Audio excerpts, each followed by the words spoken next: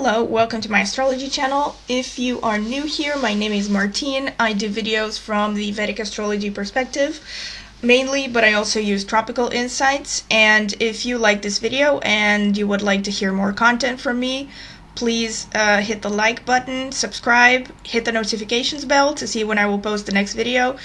And if you're interested in a personal consultation, please email me at the email address that I will leave in the video description. Thank you. So today I wanted to do a video about something that I have so far not addressed, and namely that is the current transits 2020 and 2021. I really have, I can't say that I have avoided the subject, but I just really didn't want to make a video about this, also because I think it's something that obviously is a very sensitive subject. There are already so many, videos, articles, and so much confusion and so much news online about what is really happening in the world, and so much speculation and all this stuff, and I felt like I didn't want to contribute to that, because everything that you can say, everything that you do say can be held against you, basically, and can be turned over in a million ways and interpreted and whatever. So yeah, and I also, to a large extent, have just avoided looking at planetary transits because I just didn't want to think too much about it. Obviously, I've heard the conspiracy theories and all this stuff, like, this is on a personal note. And personally, I don't know what to think. I'll tell you the truth. I don't really know what to think. So far, I am inclined to think that, there is no big conspiracy theory going on. It's just unfortunate that we are living through these times. And I guess if you, know the recent history, past 3 decades, I think pandemic was something that was talked about several times, and it was not a very unlikely scenario to happen, considering, population expansion and, the increasingly, let's say, depraved ways of modern living that have taken a hold of most of the planet, I think, and whatever. Hygiene issues and drug use and just whatever. Obviously I'm rambling. I won't linger too much on this. But all this being said, so I did want to eventually give my 2 cents with regards to what I see, how I interpret the current planetary transits, and what I see happening in 2020 and 2021 and maybe beyond. So the main transit that has been happening, and maybe you have heard about it from, other astrology sources, because there are plenty out there. The main transit that is happening and has been happening since 2020 is that Jupiter is conjunct Saturn in Capricorn, no less. But aside from that, again, I'm gonna ramble a bit longer, but I have mentioned this before, how I think that astrology is basically a study of cycles in time.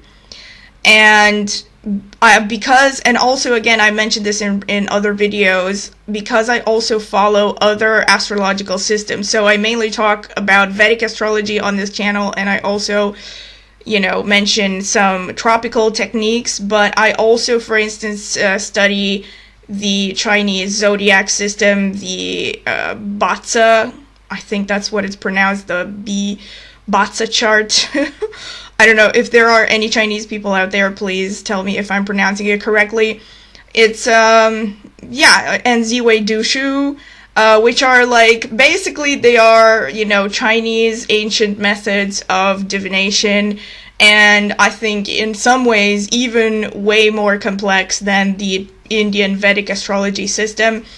And what I have noticed for years looking at different astrology charts, not just these two. I also look like at Mayan astrology, I look at numerology, I also do tarot, and yeah, so like all kinds of esoteric things. But just looking at the basic astrological systems from different cultures, you oftentimes see that there is a correlation between the themes that are described in one chart based on one system versus the other. Like, you know what I'm saying? Like, for instance, at charts that I look at, for example, what I'm trying to say is that you will find like common themes. So like if one person, say in Vedic astrology, you see a lot of signs that say this person is going to be a good business person. You're also going to see similar themes in their Chinese astrology chart. It may not be, obviously it's not exactly in the same way because there are different methods and it's a different system. It's totally different definitions, whatever. But there will be correlations. And so because I mentioned this, because it's funny to me that I read predictions for 2020, for instance, back in 2019, and people were saying, 2020 is going to be a year of fear, because it is the year of the metal rat.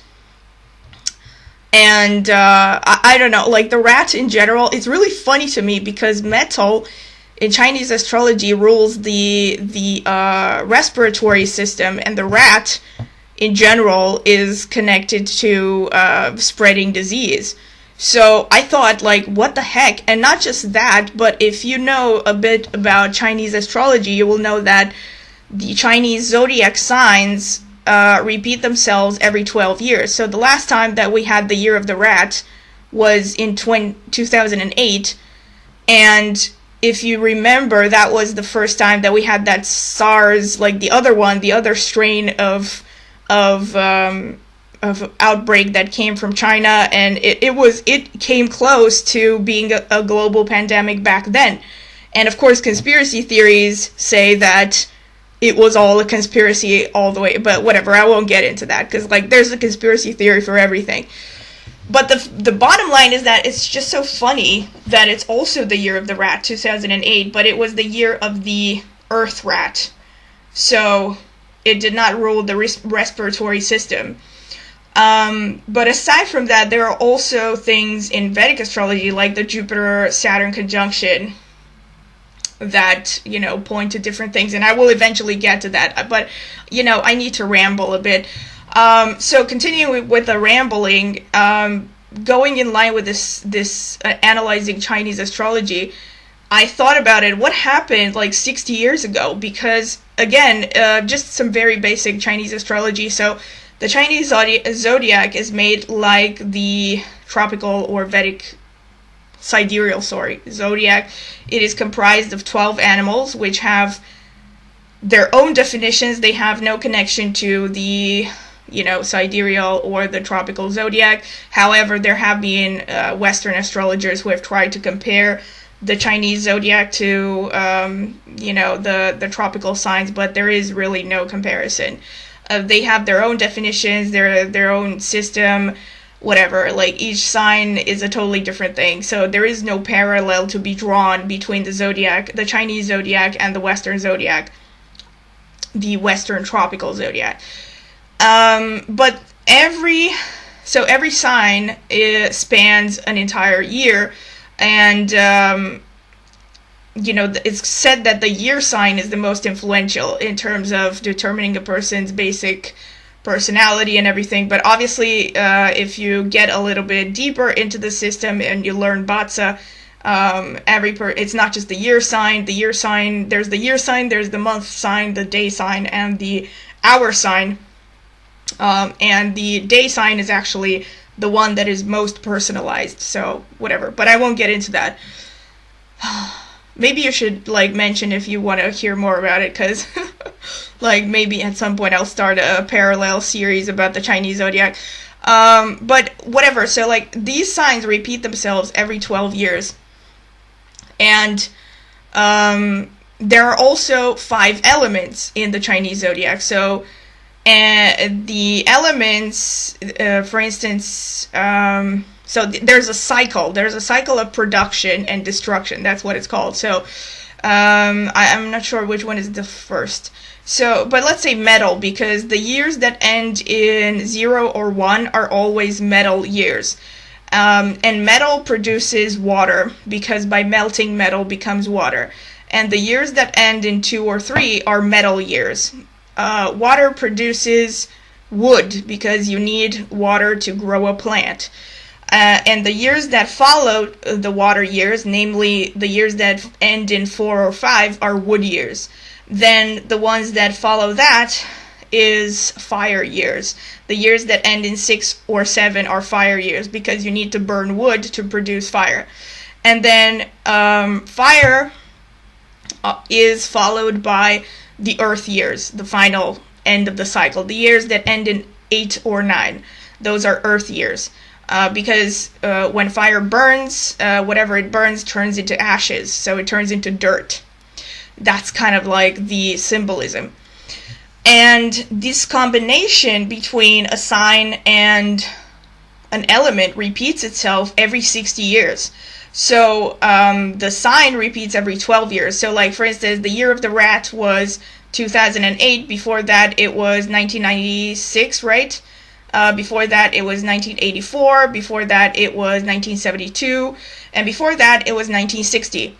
And the last time that you had the same element of rat as you have in 2020 was in 1960. You had the metal rat.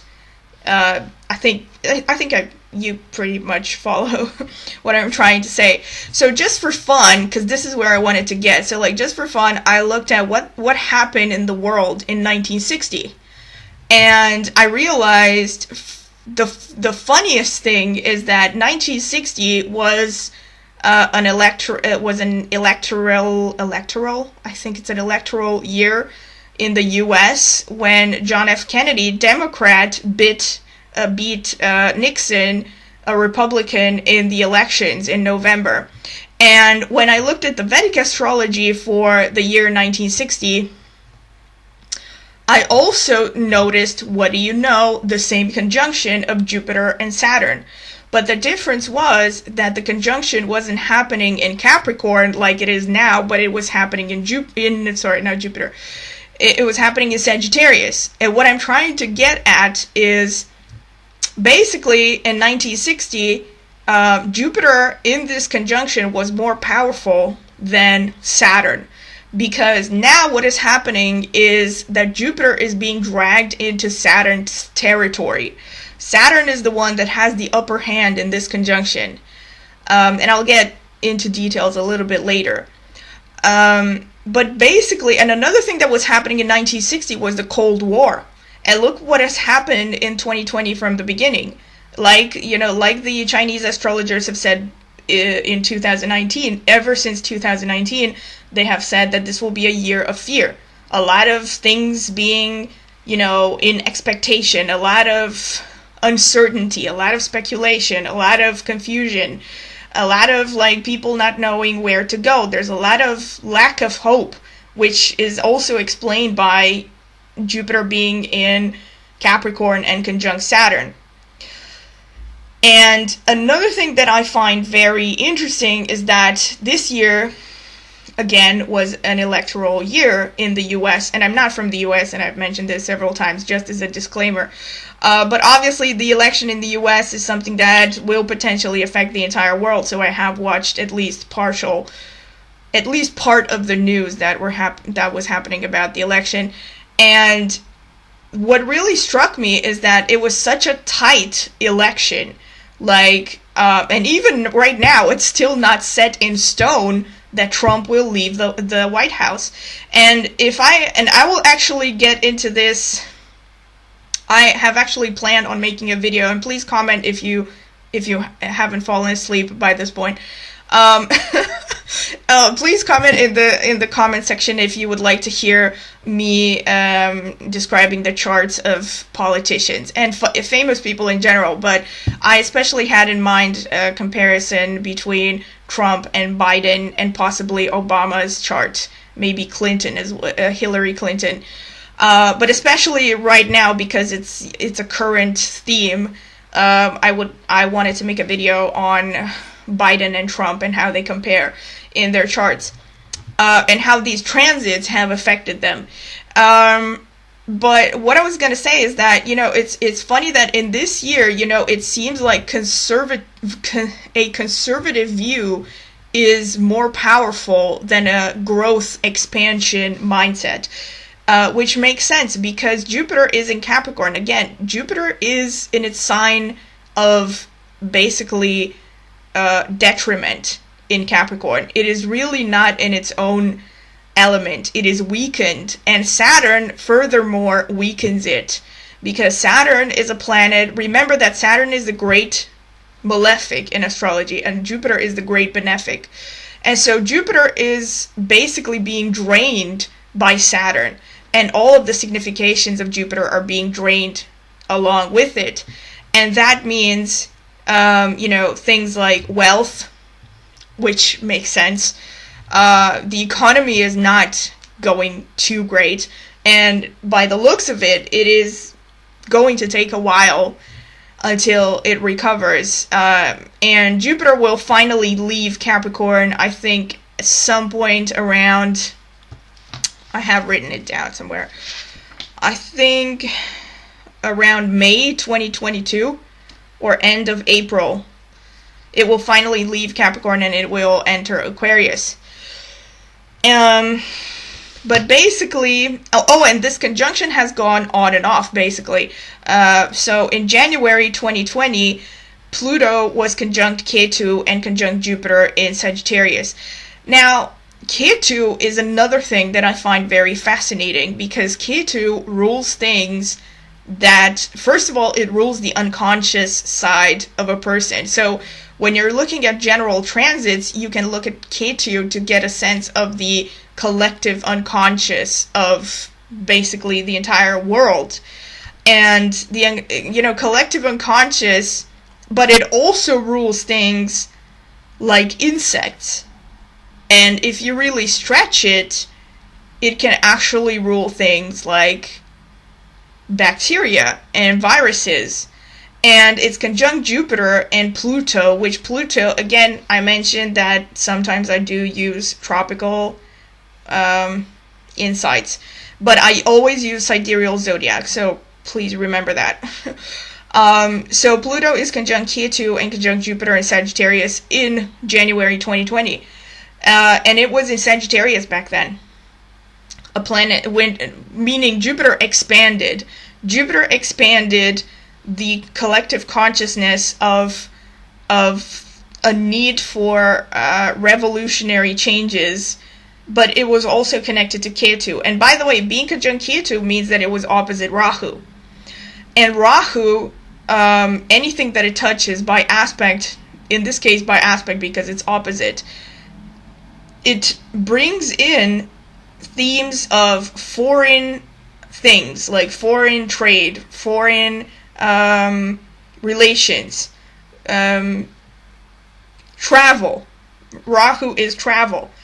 It is technology. So think about the way that this pandemic has also been definitely spread by the use of media. And I'm not trying to say, again, I am not suggesting anything. Like I said, I don't know anything, whether there is like some kind of a conspiracy thing going on. But one thing that I can say just by looking at the transits is that the media was instrumental in spreading this basically generalized fear, to some extent. And this was like until March 2020. And March 2020, Mars conjunct Jupiter conjunct Ketu in Sagittarius. Okay, Mars maybe was not that important. And Pluto was conjunct Saturn in Capricorn. By the end of March 2020, Jupiter was conjunct Saturn conjunct Pluto in Capricorn. Now think about this.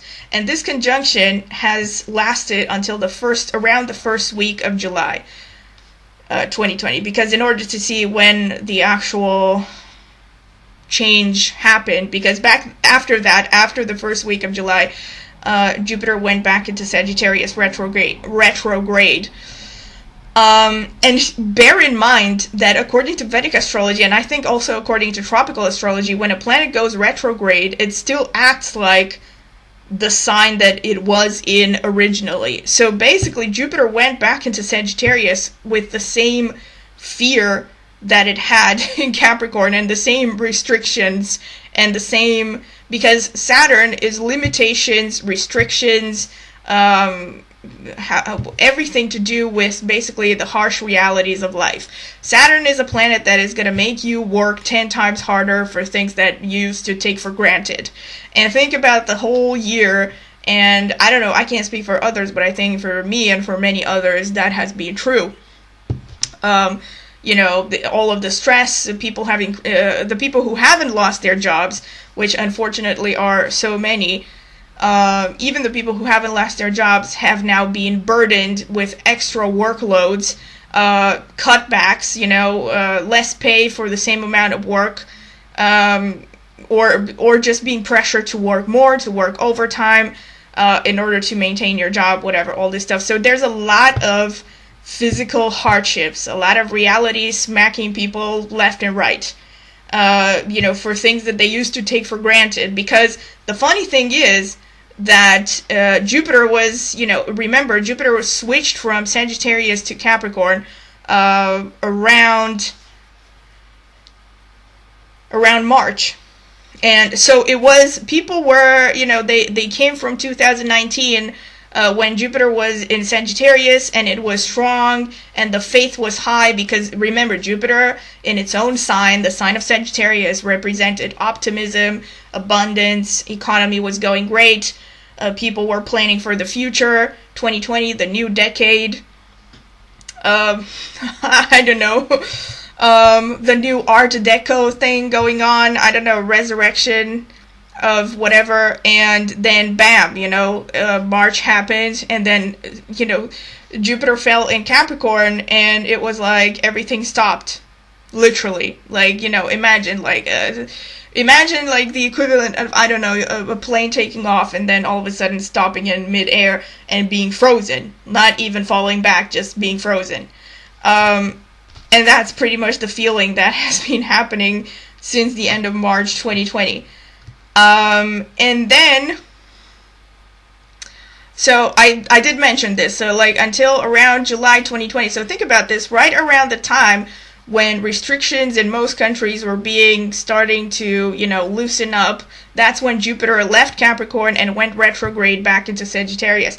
But remember, Sagittarius, it is still behaving kind of like it is in Capricorn, because it is retrograde.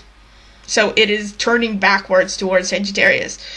But in any case, turning back in Sagittarius, it has left Saturn, so at least it is not as weak as it was when it was conjunct Saturn. So restrictions have loosened up a little bit, and Saturn was still conjunct Pluto in Capricorn, and Jupiter went back into Sagittarius in July, and it was conjunct Ketu once again.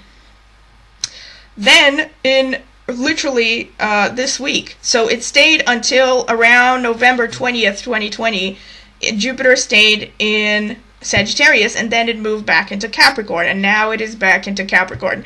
Now it's back with Saturn, and it's back with Pluto. Fortunately, left Ketu. But think about what this conjunction means, because this conjunction, by the way, this conjunction will last until around April 4th, 2021. And this is when Jupiter will enter Aquarius. Saturn will stay conjunct Pluto in Capricorn. So think about what this conjunction means, right? Saturn is conjunct Jupiter, conjunct Pluto. Let's take each of the significations of this. So, like I said, Jupiter is, from a material point of view, Jupiter represents the economy. It represents wealth. It represents biology, to some extent. Every living organism is Jupiter. It represents, so from the point of view of human consciousness, it represents optimism, faith, higher principles, higher philosophy, education, bear that word in mind. And yeah, so literally wealth, so like money flow, cash flow is ruled by Jupiter. And Saturn, it is conjunct Saturn in Capricorn, so Saturn is in its own sign, it is very strong, and it is weakening the F out of Jupiter. So Saturn represents restrictions, it represents literally physical restrictions, the harshness of reality, it represents death, it represents literally everything that is potentially eating up the human body. So like old age, any kind of, basically any kind of potential physical weakness is shown by Saturn to some extent. But it particularly rules the bone system from a medical astrology point of view. Jupiter is mostly things like growth, but it can also, from a medical astrology point of view, it can show growth. But it shows growth in a negative sense. It can show tumors. It can also show, to a certain extent, also can be linked to the respiratory system. Jupiter as well as Mercury to a lesser extent. But Jupiter actually is also a signifier of the respiratory system. And so Capricorn. So basically, and also these two planets conjunct Pluto. Pluto, which in tropical astrology represents revolution. It represents transformation, not revolution necessarily in a social sense. But also, it represents, again, death. So it represents transformation. And Saturn, as well as all the things that I have mentioned before, also represents authority. It represents the ruling class, because Saturn is the natural ruler of the 10th house. And the 10th house is literally government or authority, whatever the authority figure is. It doesn't have to be government, parliament, all the rule makers. That's represented by Saturn. So basically, this triple conjunction in Capricorn is all about the reform of the ruling class, as far as I am seeing it. Because Capricorn, again, Capricorn is a sign that signifies rulership. The ruling class it represents, but it also represents tradition. So think about that. And I've mentioned this with regards to election. Back in 1960, the conjunction was happening between Jupiter and Capricorn in Sagittarius. So Jupiter had the upper hand. And Jupiter being strong in Sagittarius, it meant that, first of all, the economy was going well, definitely with compared to what is happening this year. There was a sense of growth, there was a sense of optimism, there was a sense of people wanting to let go of the old ways, and which is basically the opposite of what is happening now with the Jupiter Capricorn, with the Jupiter Saturn conjunction. You're actually going to see a stronger divide where there are a lot of people who are going to cling back to traditions desperately. So there are going to be people who maybe, let's say, people who there for the past 10 years have never entered a church are now going to start reading the New Testament.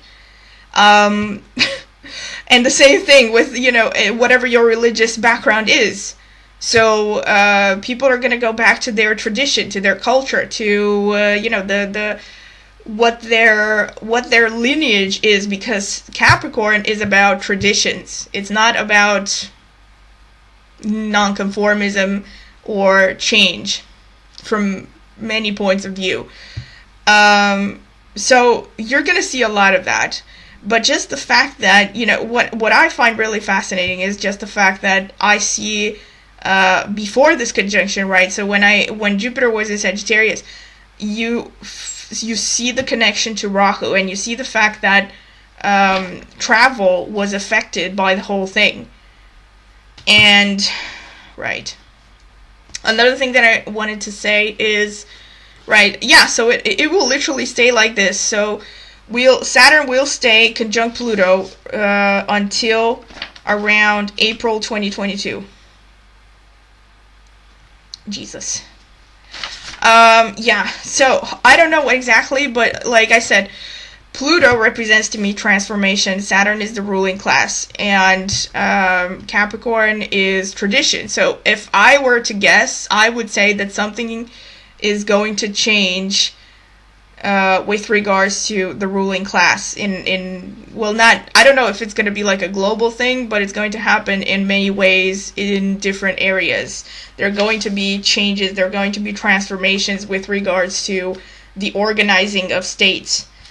And yeah, but Jupiter is going to leave Capricorn in around April 4th, 2021, and it will enter Aquarius. I'm not sure if it will go back retrograde at some point. It might go back to retrograde. I haven't checked every single month, I will be honest. Right, but basically, yeah, this is what I wanted to say. So basically, throughout this entire, like the Chinese astrologer said, this is definitely have been and will continue to be a time of, I'm sorry to say this, fear and anxiety about a lot of things. There's a lot of sense of anticipation, a sense of not knowing what is really going to happen, what is really happening. You can see it in the transits, and I think it's not necessarily. And even the thing about going back to tradition, you can see it in the transits because of the Capricorn conjunction of Jupiter and Saturn, but you can also just think of it from a logical, psychological point of view because of this year, because of this basically global thing that is something that I'm pretty sure the vast majority of people have not even considered was a possibility, not really. Because of this, understandably, people are going through a lot of hardships.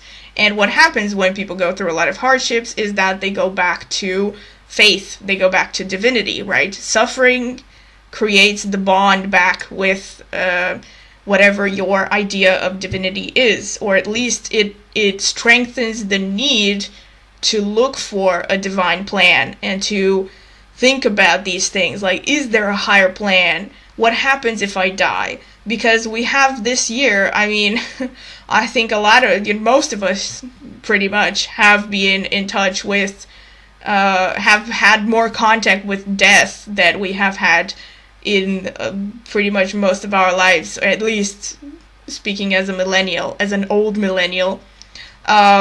Hearing of people that you have known who died, hearing of people who know people who died, either from the virus or other things, because there have been a lot of deaths this year that were not even related to the virus, which in itself kind of tells you that there is something weird going on, like in terms of like collective consciousness and unconsciousness and something.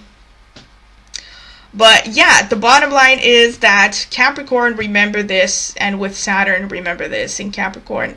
This is a year that will make you, not just a year, when I say a year, I'm talking about the transits that I mentioned, which, are going to last. So, like, Saturn will finally leave Capricorn in around, like I said, April 2022. So, until then, you can expect to work a lot harder for things that you used to take for granted.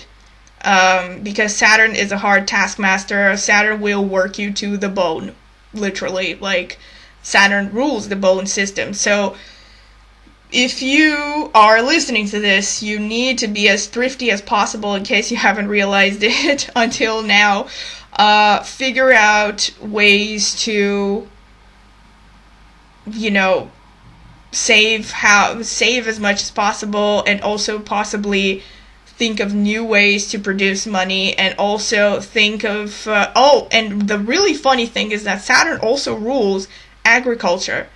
So, like, again, this is something that I think, without even looking at astrology, you have heard around, on media, on all kinds of information transmission channels, people getting interested in growing their own things. Because there is this kind of sense of, like, what happens. I don't know how many of you have studied the Great Depression, for instance, and there is talk that we might end up in a Great Depression. Again, I don't want to throw more panic out there, but I'm just, I'm just looking at it the way it is. And if you have heard about the Great Depression and how what happened back then was that people from the cities were migrating back to the countryside, begging for jobs at farms for room and board, literally, because there was nothing left in the city and people were literally starving. Hopefully it will not get to that, but it does not hurt to think about it ahead. So, like, if you are in a position where maybe you have a patch of land, or maybe you know somebody who has a patch of land, this is the time to think ahead and think about how you can maximize potentially growing your own food or keeping some chickens or something. Even in your apartment, if you have a balcony or something. But yeah, that's pretty much what I wanted to say. And obviously, aside from all this, I have also looked at 1918. And again, one of the things that makes me think, and this is just my 2 cents, again, don't take it with a grain of salt, because I'm not Nostradamus, but because there was no Rahu involved in 1918, and the reason I say 1918, 1919, that's because that's when the Spanish flu broke out, and the Spanish flu was actually way, way worse than what is happening right now.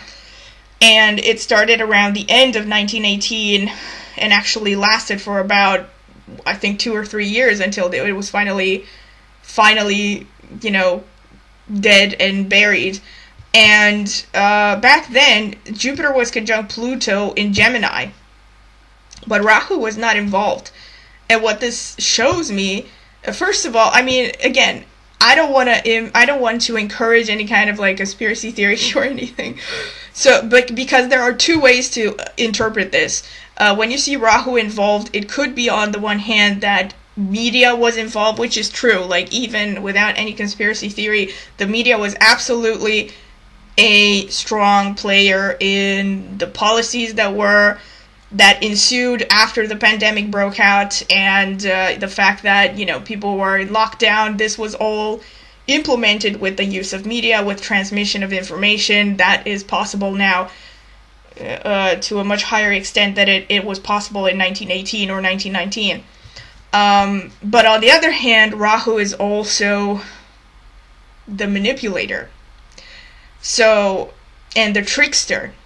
So you could also interpret it as this was blown out of proportion with the use of the media. Yeah, but there is no way of knowing, again, unless you have some kind of information that nobody else has. But that's what I wanted to say. So I looked at what happened around the Spanish flu, and there was no Rahu there with Jupiter or Pluto. Jupiter conjunct Pluto, to me, shows a spread of death. In Gemini, again, can be linked to the respiratory system and the lungs. And the funny thing is that at the beginning of August 1920, Jupiter was again conjunct Saturn, but in Leo. Leo is a purifying energy, a very pure fire energy.